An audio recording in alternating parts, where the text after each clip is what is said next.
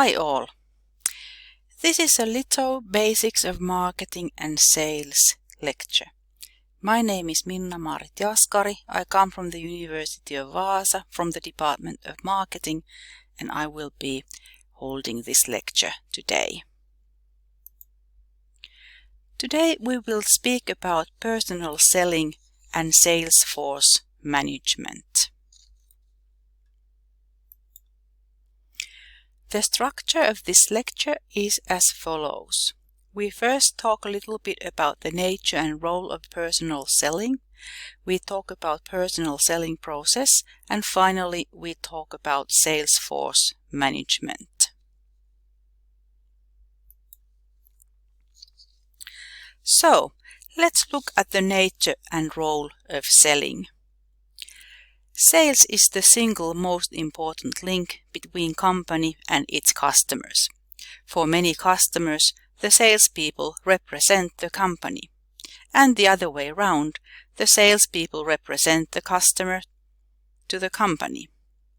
For example, for the research and development, it may be the sales that get signals about customer needs and industry changes. So the role of the sales is really important. However, the role of sales vary depending on the industry, whether we speak about business to business or business to consumer contexts, or it varies depending on products and services. Also, sales may have a different role depending on the product life cycle or phase of customer relationship. For example, often when the product is new to the market, the personal selling has more emphasis than when the product is on the mature markets. Also, our key customers may get extra sales support from our company in order to make the sales process smooth and quick. Sales organization is typically expensive for the company, so it is important strategic decision to think how the sales is organized. Marketing and sales is not definitely free, and thus sales usually aims not only to one-time transactions, but to build long-term relationships. Of course, there's a lot of difference between business contexts and industries. On a strategic level, we can use a metaphor to say that marketing is the function that lays the seeds to the market, and selling is the function that harvests them. In practice, in everyday level, we often talk about sales funnels where marketing and sales have different roles and tools in different phases. The digitalization may change the tools of selling, but the core stays the same.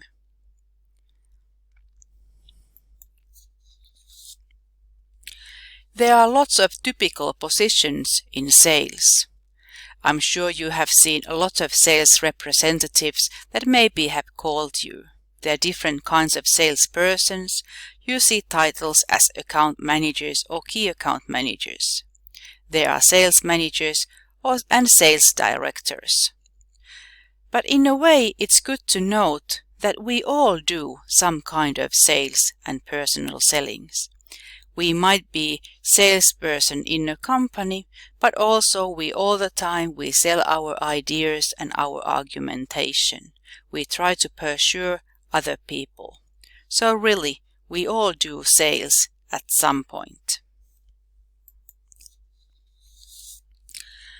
So next, let's look more deeply into personal selling process. The personal selling process consists of several steps that the salesperson must master. The steps focus often on getting new customers and orders from them. We call this transaction-oriented model, as most of the steps lead to make a transaction, aiming the customer to make an order or to buy. However, much of the work of the salesperson is not only in getting new customers, but in maintaining existing customers and building profitable relationships. There are several models of personal selling.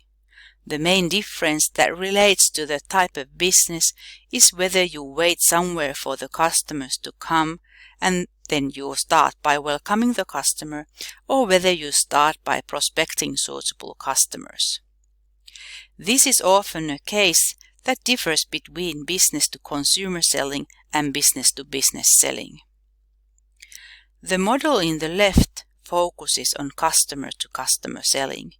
It starts from welcoming the customer, questioning for understanding the customer needs, presentation, objection handling, closing and follow-up. The model in the right starts already earlier.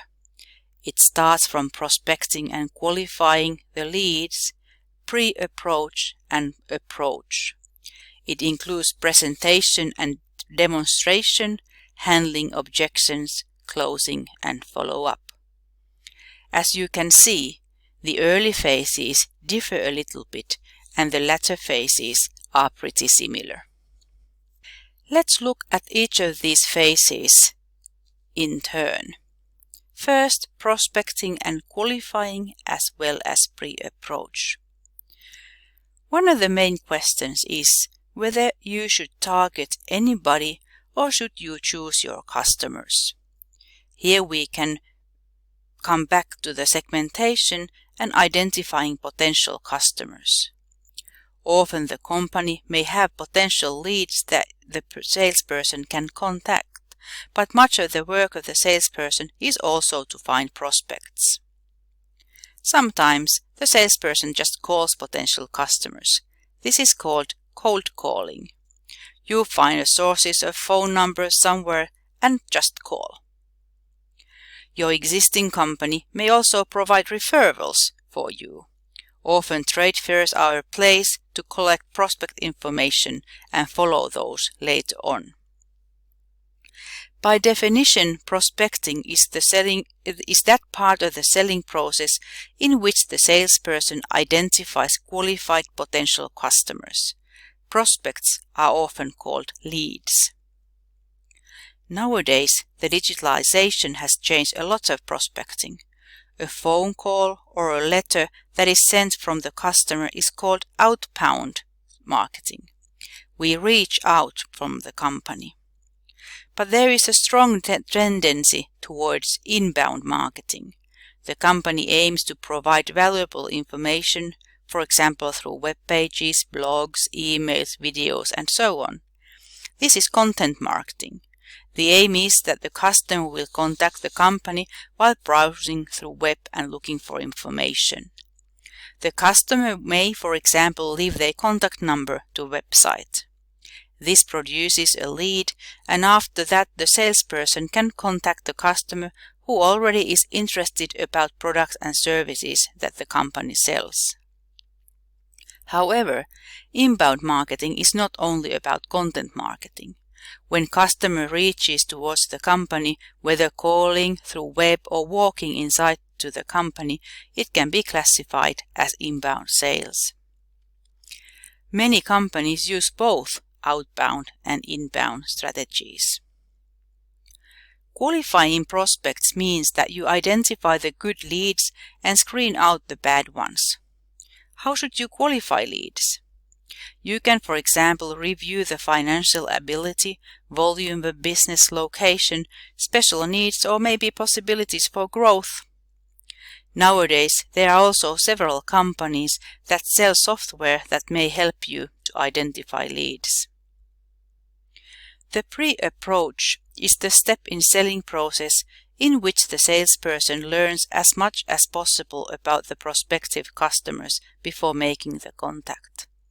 This is what we call making your homework before contacting customers. Of course, again, there are huge differences between companies and leads concerning this phase. Some companies emphasize cold calls, others invest salesperson's time to really qualify leads and make a strategy how to approach them. Once you have qualified your lead, it's time for the opening or the approach. There's a saying that you never have a second chance to make a first impression. And how right is that? It takes only a few seconds to form an opinion about something or somebody.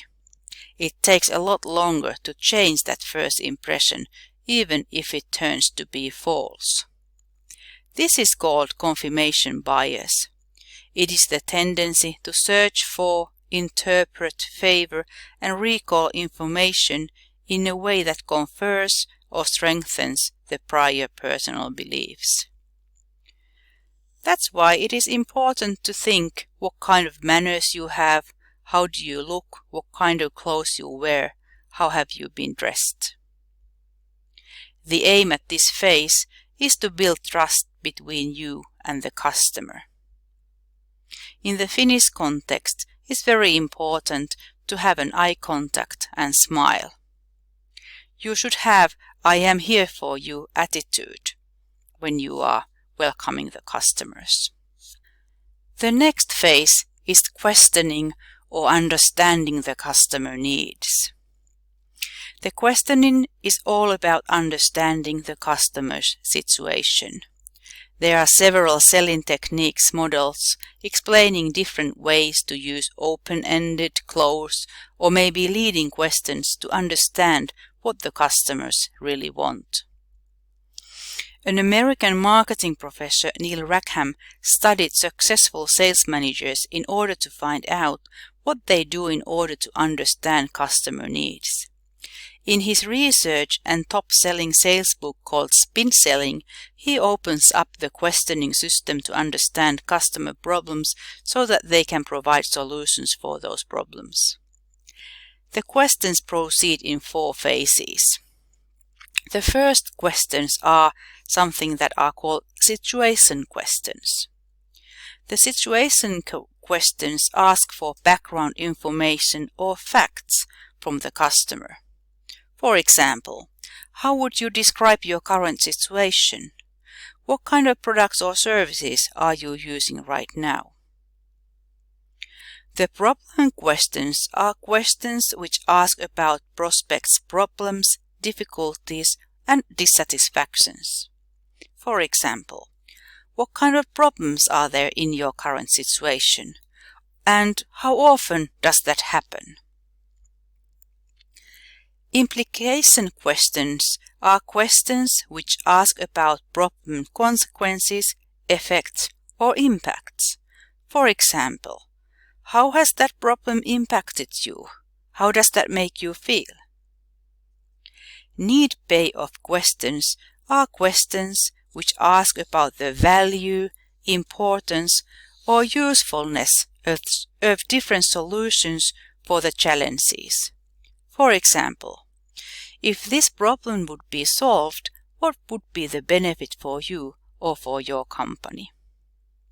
So all in all, the aim is to understand the needs and also the payoffs that the customer has.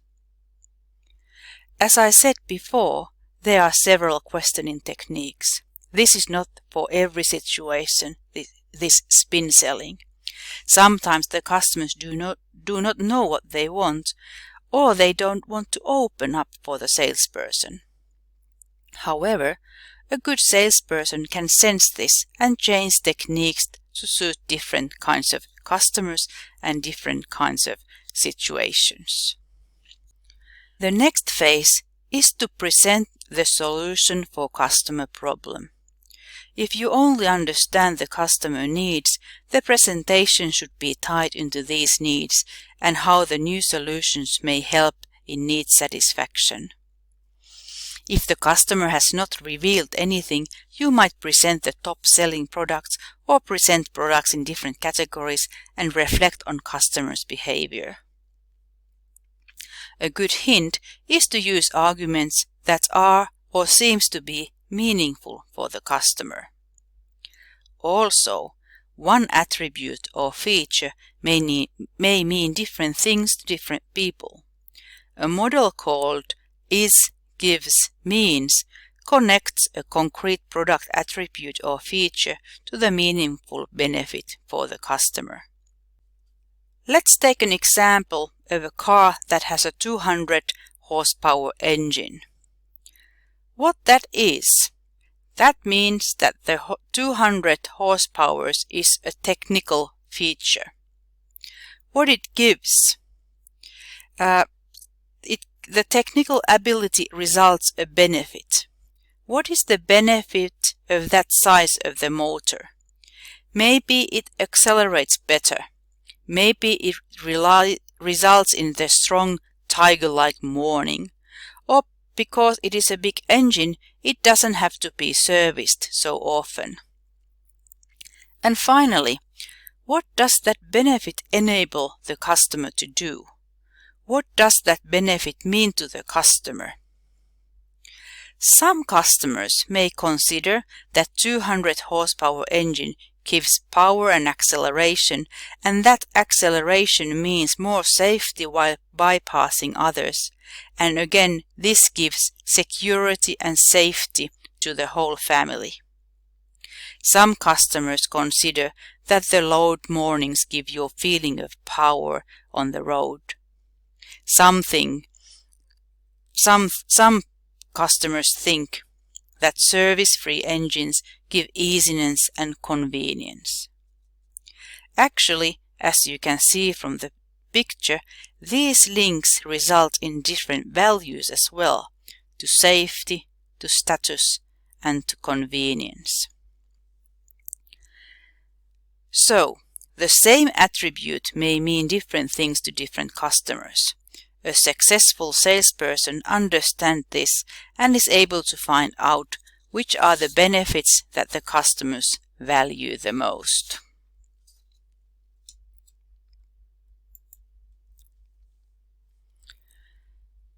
Customers often have worries and also objections. Part of the sales negotiation is about discussing with customers to understand these worries and respond to the objections.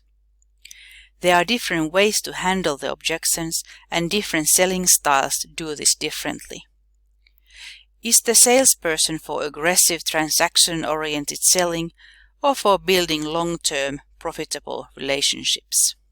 We see these both and a lot in between on the market. More the salesperson can create an open and positive and trustful atmosphere, more he has a chance to handle the objections. So it is really important to listen to the customers. There are also specific techniques that can be deployed. The straight denial means that if the customer suggests that the product is difficult to clean, the salesperson might say that, well, no, actually it's not. See, let me show you, and so on. To forestall the objection means that the salesperson knows beforehand what might be the objection and takes this into account already when keeping the presentation. He might say, for example, well, some might think that this is difficult to clean, but actually it's not. Let me show you. In trial close, the salesperson may say, for example, that if I can convince you that this is easy to clean, would you buy it? However, this method requires sensitivity and assumption that there is only one objection to handle. Questioning the objection means that the salesperson tries to understand the grounds for that objection. For example, if the customer says, I don't like the look of this car, the salesperson might ask, could you explain a little bit more? What exactly you don't like? If the customer continues, for example, saying, I don't like the materials used on these seats, the salesperson may reflect on this by suggesting, well, actually I have another option here that you might like, or actually we can order these also with different patterns. Agree and counter means that the salesperson agrees with the objection, at least to some extent, and puts forward a counter-argument. For example, If the customer says that this machine costs so much more than the one from the competitor, the salesperson may agree and counter by saying, "Yes, you are right. It is initially more expensive, but when you consider the lifetime value and the service that we provide, this is a very affordable option." Finally, the hidden objections mean that sometimes the customers don't want to reveal their objections. Then the salesperson may ask if there is anything so far that the customer is unsure about, or if there is anything on customer's mind. It is good to notice that sometimes the beautiful exit for both is the best solution. This may be relationship building. If the salesperson has not any value to offer at this time, the beautiful exit might build an image of an honest salesperson, and the customer might even come back because of that later on.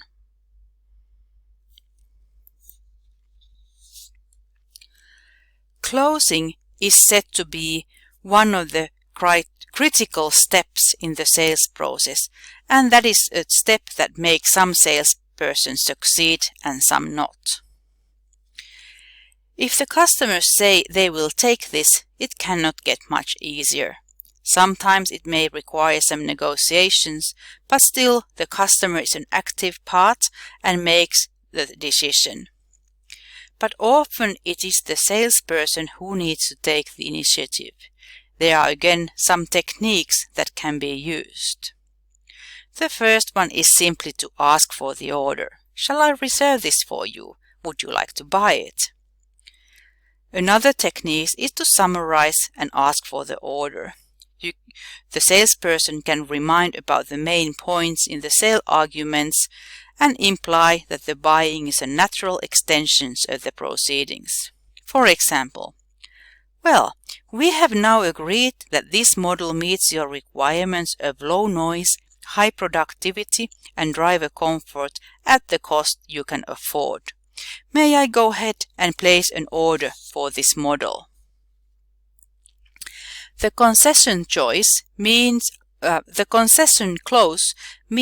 that you keep one concession in reserve to use as a final push towards agreement. For example, "If you are willing to place an order now, I am willing to offer an extra 2.5% discount." The alternative choice means that the salesperson assumes the deal is on and go on to asking about the next choice. For example, "Would you like a blue or red one? Or would you like it delivered on Tuesday or Friday?" The objection clause means that the salesperson uses an objection as a stimulus to buy. For example, "If I can convince you that this model is the most economical in its class, will you buy it?" Finally, the action agreement. Sometimes it may be inappropriate to attempt to close the sale. For many industrial goods, the sales cycle is long, and a salesperson who attempts to close the sale at early meetings may cause annoyance. Then the aim might be to agree on next action, for example, the next meeting.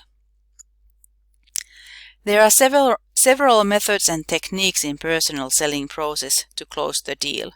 There are differences in industries as well as companies and sales styles.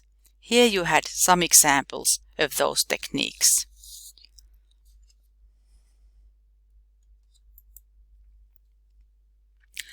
After closing the deal, the work does not end.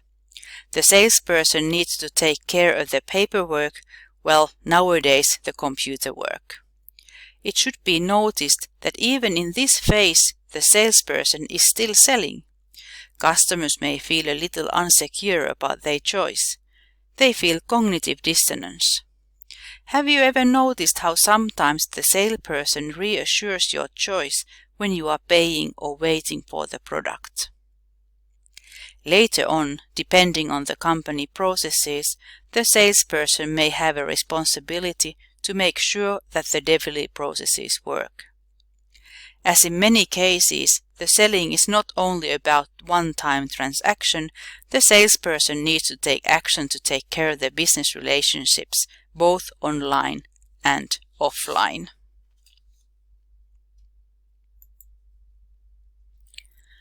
The third part of this lecture is about sales force management. We can define the sales force management to be the analysis, planning, implementation, and control of sales force activities. It includes designing sales force strategy and structure, recruiting and selecting salespeople, training salespeople, compensating salespeople, supervising salespeople, and evaluating salespeople. Let's again look at each of these in phases. The first one is sales force strategy. We should consider questions like, should we use our own salespeople or hire sales as service? How should the salespeople and their tasks be structured? How big should the sales force be? Should salespeople work in teams, and who should be involved?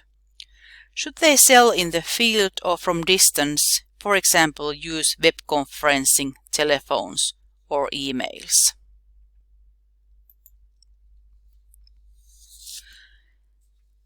There are different kinds of sales force structures that we can consider.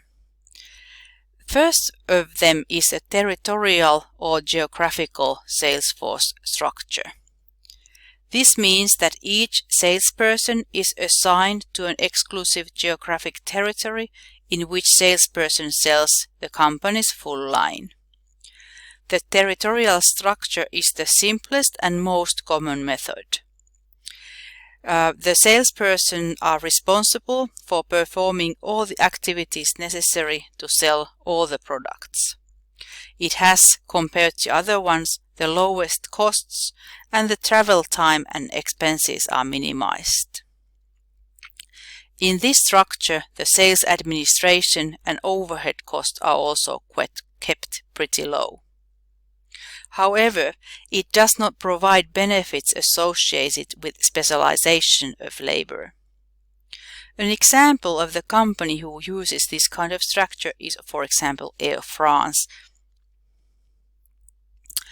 Another structure is a product sales force structure. This means that the salespeople specialize in selling only some of the company's products or product lines. These salespeople master effectively selling methods for single or related products. They often have closer alignment of sales and production. Sales management controls allocation of selling efforts across the line. However, there might be some duplication of efforts.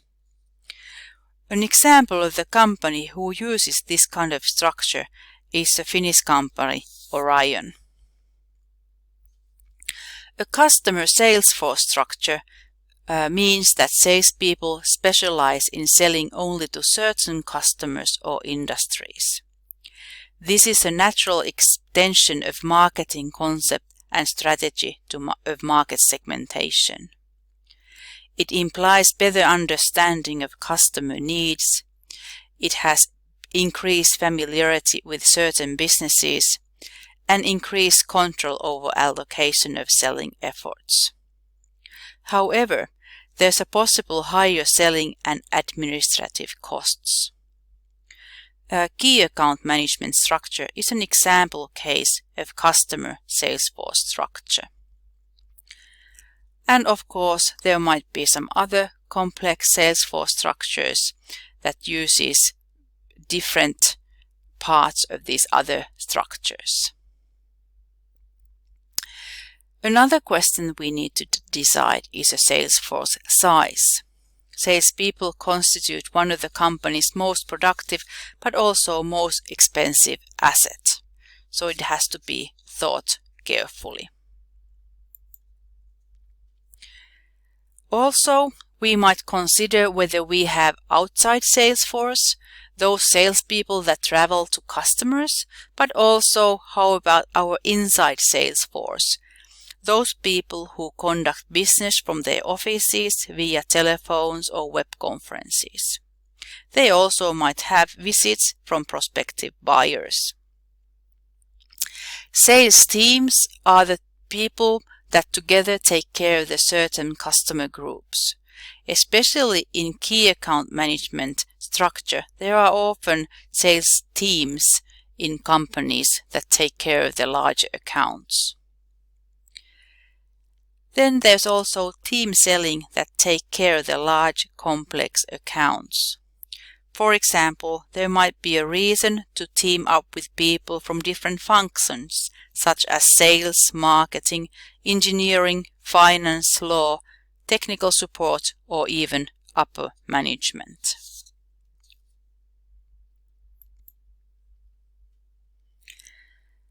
The next phase is recruiting and selecting salespeople.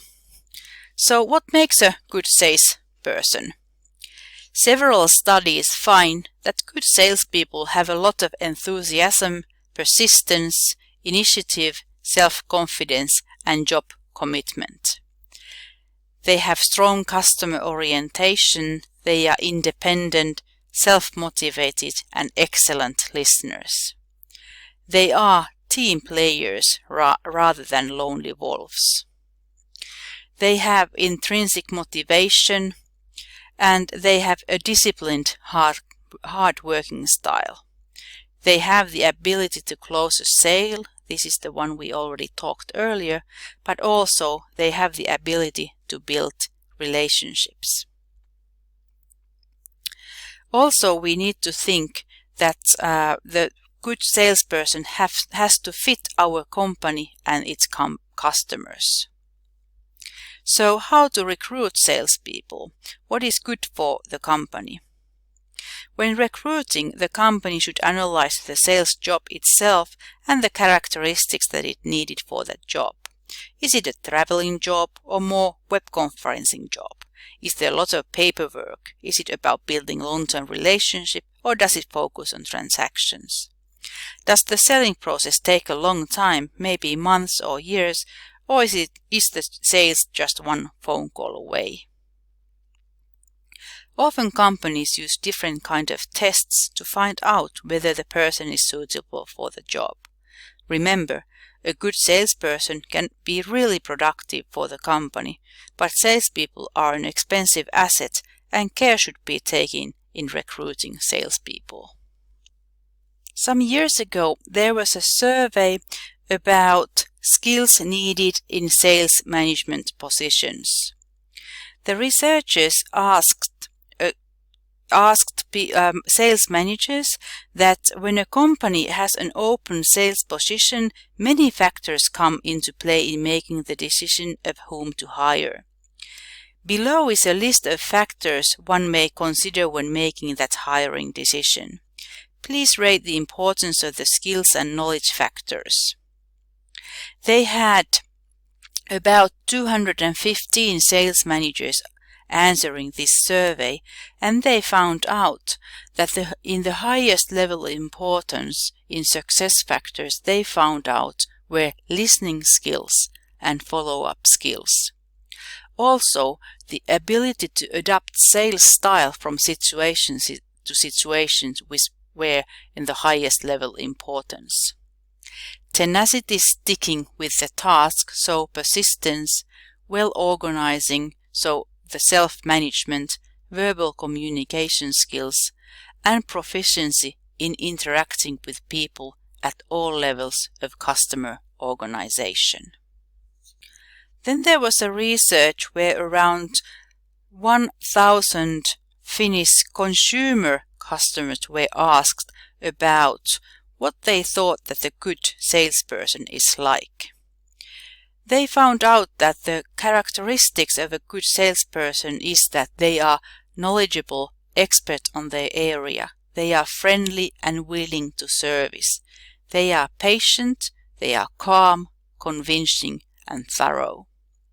They also asked that what characteristics are the most annoying. And the Finnish consumers said aggressiveness, indifference towards customers, they are not knowledgeable, they mumble, they are not clear in speaking, they are too persistent, too active, and too enthusiastic. The next phase in the sales force management process is training salespeople. According to Kotler and Armstrong, which is an American book, the average initial training period is around 4 months, ranging from few days to several months. Of course, the training depends heavily on the industry and the skills needed. The most important question is probably that is the emphasis on training on companies' products and services, or is it about sales skills? The compensating salespeople is an important phase of the sales force management. The company needs to think what is a motivating compensation plan.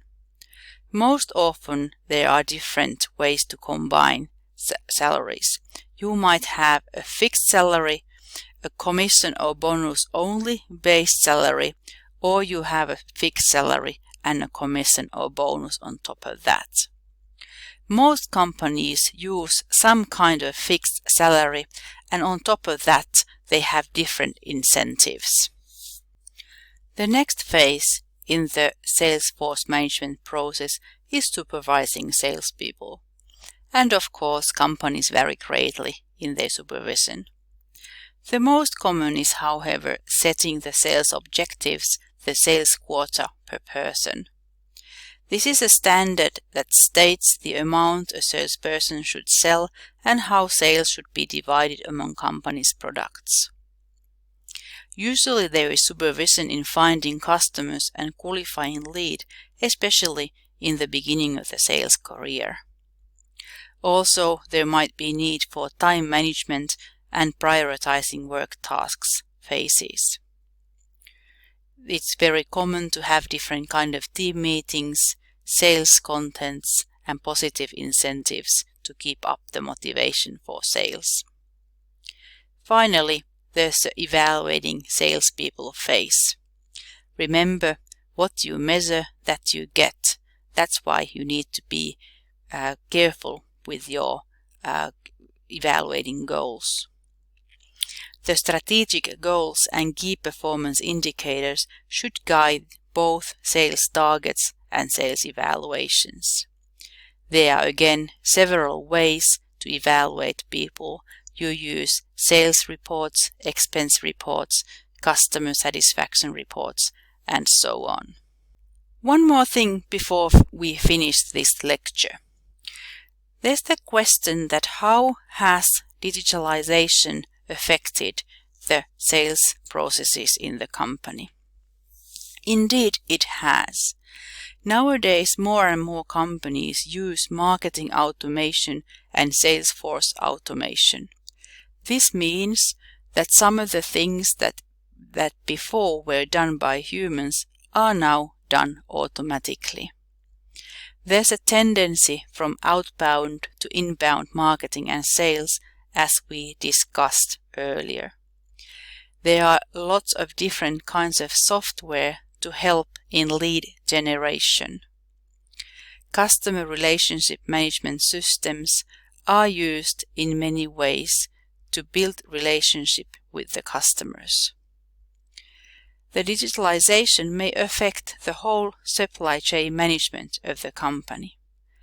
And more, marketing and selling is based on knowledge and analytics. Thank you for listening to this lecture.